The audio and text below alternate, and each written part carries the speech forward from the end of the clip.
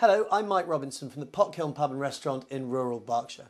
Here at the Potkiln we specialise in cooking wild food, seasonal food and beautifully Provenance food. And nothing is as well Provenance as the king of cheeses, Parmigiano-Reggiano.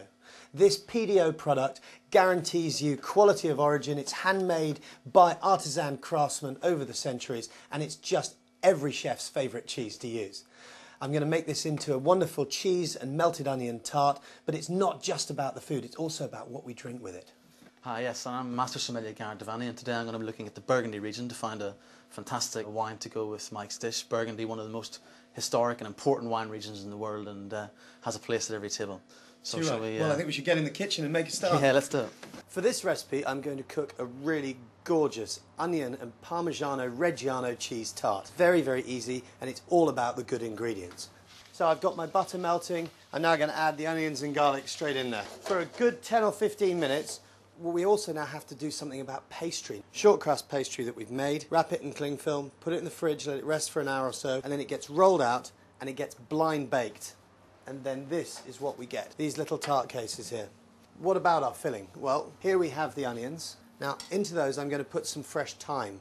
Put my onions into a mixing bowl, and it needs a bit of seasoning, so mix.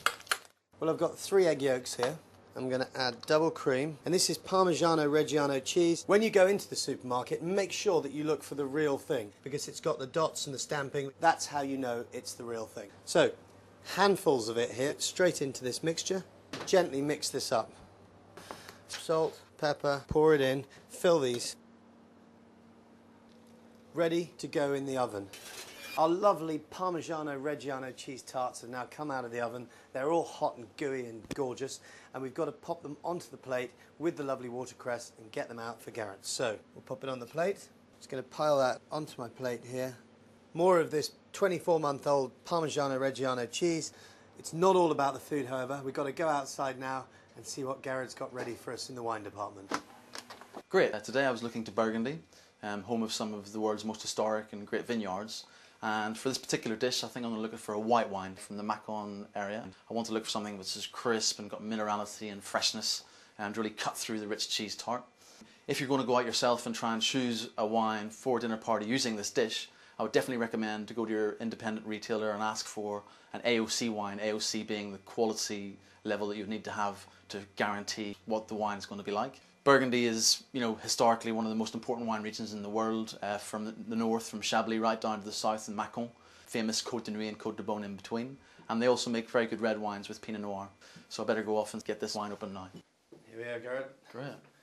This is our Parmesan and melted onion tart. Really well aged. Gives a wonderful nutty flavour with this, the melted onions and the crumbly pastry. So what do you think is going to go well with this? Beautiful. Well, I had a look in the cellar and I thought maybe go for white Burgundy. So I was looking for something with nice ripe fruit, stone fruit, and some minerality as well to cut through that richness of the tart. So it's an AOC wine as well, so from the top quality level, so it should be great. Better pour you a glass. Let's have a look. And this is what we're after, you see, this Parmigiano-Reggiano cheese, it melts in beautifully. That is stunning. Well, I think as an AOC you'd expect from Burgundy, it's got that nice creamy texture and it's got lots of flavour, and I think just really picks up on the sort of the strength of the Parmigiano-Reggiano because it's got a lovely flavour and texture to it. That's a lovely recipe. If you've got any queries about how it's made or any tips on food and wine matching, then visit discovertheorigin.co.uk.